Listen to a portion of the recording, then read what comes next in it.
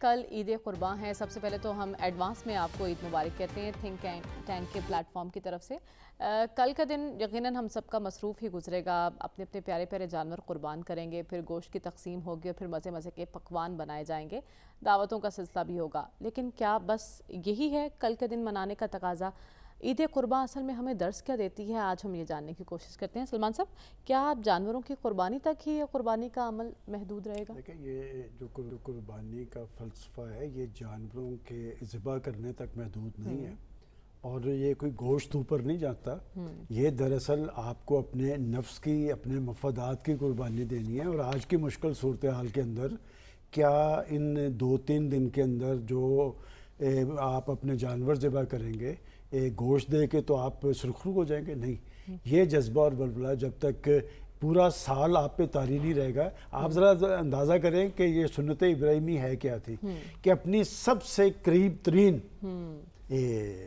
بیٹے کی قربانی، اور بیٹا کیا کہتا ہے جواب میں کہ ابا جان آپ مجھے سرخرو پائیں گے۔ میرا خیال ہے اس سے بڑھ کے کوئی ایک قربانی کا جذبہ ہو نہیں سکتا، اور یہ اگر امت مسلمہ آپس میں پیدا کر لے تو سارے مسائل حل ہو سکتے ہیں۔ میں سمجھتا ہوں کہ کل ہمارے جو خطبہ حج تھا کہ ڈاکٹر شیخ ماہر بن حمد، انہوں نے 4 باتیں کی۔ دیکھیں، نمبر 1 انہوں نے اتحاد اور یکجہتی کی بات کی ہے، ایک دوسرے کی مدد اور معاونت کی بات کی ہے، ایک دوسرے کے احترام کی بات کی ہے، حقوق العباد کی بات کی ہے، ایک دوسرے کا خیال رکھنے کی، اور ایک دوسرے کو برے القاب سے نہ پکارنے کی بات کی ہے۔ فلسطینیوں سے یکجہتی کا اظہار تو امت مسلمہ نے کیا ہے، لیکن ڈاکٹر صاحب نے یہ نہیں بتایا کہ فلسطینیوں سے عملی طور پہ یکجہتی کا اظہار کیسے ہوگا، اور اس میں ہمارے حکمران کہاں کھڑے۔ ٹھیک ہے ڈاکٹر صاحب، آپ کی نظر میں عید قربان کے لیے سیاستدانوں کے لیے اسپیشلی کیا پیغام ہے؟ اور جو خطبہ حج کا بھی ذکر ہو گیا ہے، فلسطینیوں کی دعائیں، کیا صرف دعاؤں تک ہی کام محدود رہے گا؟